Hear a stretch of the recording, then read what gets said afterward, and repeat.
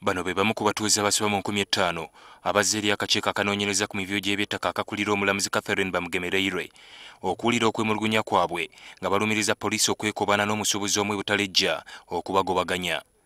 Bano balumiriza akulira ekitongole kya poliisi ekya Flying Squad Peter Kakonge okwekobana ne Malik Koire okubagobaganya ku ttaka kwe bamaze ebbanga ne bakwatibwa, abalala ne battibwa Magombola okulidde Homula, Mazimasa ssaako ne Kacumu.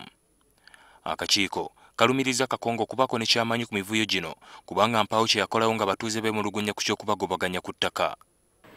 You are not doing anything to help these people because you are in the pockets of the Koire family.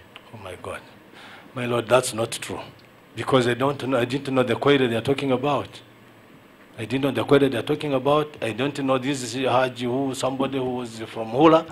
Mine was about what incident has taken place in Butaleja.